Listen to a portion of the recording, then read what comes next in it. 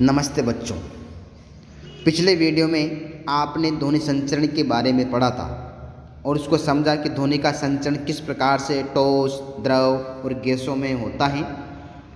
तो हम ध्वनि से उत्पन्न जो भी तरंगे हैं उनको सुनते हैं और सुनने के लिए कानों का उपयोग किया जाता है। तो आइए बच्चों, आज हम मनुष्य के कान की चर्चा करते हैं। जो मनुष्य के कान हैं वही ध्वनि को सुनने का काम करता है। हम कान के द्वारा अपने आसपास की भिन्न ध्वनियों को सुनते हैं और पहचानते हैं और उनको समझते हैं। कान किस प्रकार हमारे ध्वनि को हमारे दिमाग या हमारे मस्तिष्क तक पहुंचाता है। आइए हम इसका एक क्रियाकलाप करके समझते हैं कि ये ध्वनि कैसे उत्पन्न होती है। यहाँ पर कुछ प्रयोग के माध्यम से हम उसको समझते हैं। एक गुब्बारा लेते हैं और इसको एक जो बीकर है उसमें मोबाइल रखते हैं। सेल फोन को रखने के बाद उसके ऊपर यहाँ पर क्या करेंगे, रेत के कुछ कण इस पर ऊपर डाल देते हैं। अब दूसरे सेल फोन से हम क्या करेंगे, उस पर घंटी मारते हैं, घंटी लगाते हैं, फ़ोन करते हैं। तो आप क्या देखते हैं कि रेत के कण एक प्रकार से उछलने लगते हैं, गति करने लगते हैं और इसको हम एक प्रकार से महसूस करते हैं, सुनते हैं। तो आप यही प्रक्रिया अपने कान में देख सकते हैं। यहाँ पर मानव करने के बारे में चर्चा करते हैं। जब ध्वनि उत्पन्न होती हैं तो ये एक नलिका के माध्यम से प्रवेश करते हैं। तो इसे क्या कहते हैं, श्रवण नलिका कहते हैं। और इस श्रवण नलिका एक यहाँ पर आपको पिंक कलर की संरचना दिखाई दे रही है जिसे कर्णपट कहते हैं और आम भाषा में हम सभी इसको क्या कहते हैं, पर्दा कहा जाता है।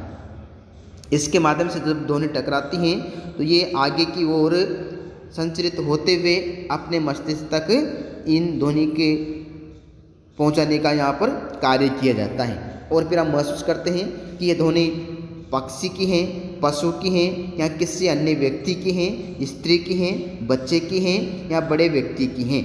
इसका हम महसूस करते हैं, इसको हम सुनते हैं और उसका पता लगा लेते हैं और हम उसको समझ जाते हैं कि ये ध्वनि किस प्रकार से है, सुख वाली ध्वनि है या फिर दुख वाली है।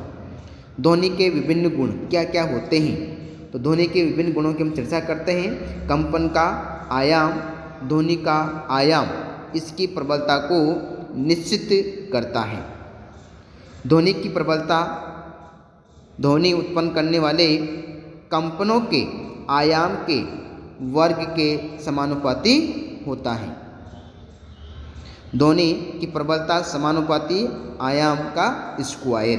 तो यहाँ पर जो है ध्वनि जो प्रबलता है वो इसके आयाम के समानुपाती होता है। यदि आयाम दुगना हो जाए तो प्रबलता 4 के गुणा में बढ़ती है। ध्वनि की प्रबलता को डेसिबल यानी डीबी मात्रक में व्यक्त किया जाता है। तो आपने समझा कि यहाँ पर जो है इसको व्यक्त करने के लिए डेसिबल या डीबी का उपयोग करते हैं। कुछ ध्वनि की यहाँ पर जो है प्रबलता की बात करते हैं। जैसे सामान्य श्वास की प्रबलता कितनी होती है, 10 डेसिबल होती है। मंद फुसफुसाहट की प्रबलता 30 डेसिबल। सामान्य बातचीत में ध्वनि की प्रबलता 60 डेसिबल होती है। व्यस्त यातायात के समय ध्वनि की प्रबलता कितनी होती है, 70 डेसिबल है। किसी फैक्ट्री में आने वाली ध्वनि की प्रबलता 80 डेसिबल होती है।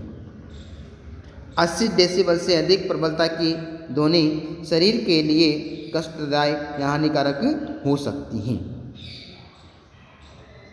तो इस प्रकार से हमने यहाँ पर जो है इसके बारे में चर्चा करी है कि ध्वनि किस प्रकार से उत्पन्न है और हम हमारे लिए किस प्रकार से ये कानों तक पहुँचती हैं और ये अलग अलग ध्वनि तरंगे हमारे को सुखदायक और जो है कष्टदायक महसूस करने में ये कार्य करती हैं।